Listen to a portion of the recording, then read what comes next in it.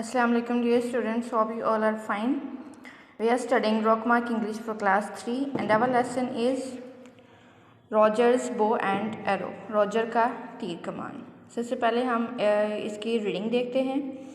इसमें है Roger's gran had a pear tree that grew right alongside the wall of her house.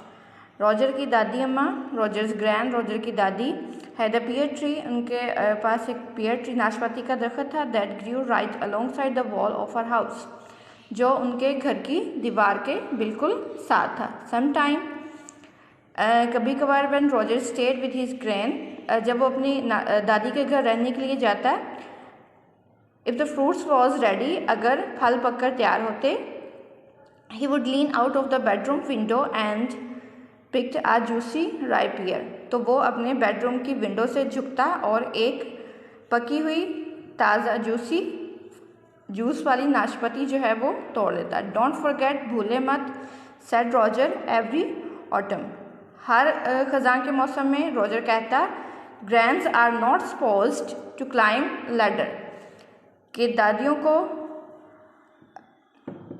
सीढ़ियाँ चढ़ना जो है वो दादियों को सीढ़ियाँ चढ़ने की इजाज़त नहीं है. इट्स फॉर टू डेंजरस, ये उनके लिए बहुत ख़तरनाक हो सकता है. I will pick the pears for you, मैं आपके लिए नाशपातियाँ जो है वो करूँगा.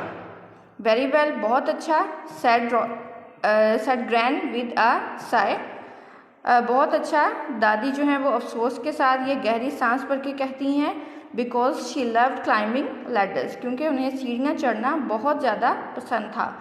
But she said she would not, लेकिन उन्होंने कहा है कि वो नहीं करेंगी. And grands always keep their promise, और दादी हमेशा अपना वादा जो है वो पूरा करती हैं. यहाँ तक हम इसकी रीडिंग करेंगे और इसके साथ डिक्टेशन के कुछ वर्ड्स हैं वो भी आप लोग देख लें. फर्स्ट वर्ड है alongside, grew and juicy, supposed, ladder, dangerous और प्रोमिसेस. ये वाले जो वर्ड्स हैं इनको आपने एज अ डिक्टेशन जो है वो याद करना है. बाकी रीडिंग आपने इसकी अच्छी तरह से करके देखनी है. और आप लोगों का जो काम है ये सिर्फ आप लोग घर में इसको राइट करके देखेंगे. बाकी स्कूल में सबमिट करवाने के लिए जो असाइनमेंट है वो आप लोगों को इंशाल्लाह थर्सडे को मिल जाएगी स्कूल से. वो आप लोग थर्सडे को स्कूल से ले लें और उसको सॉल्व करके सैटरडे तक उसको कंप्लीट करें और फिर सबमिट करवाएं. Thank you. अल्लाह हाफिज़.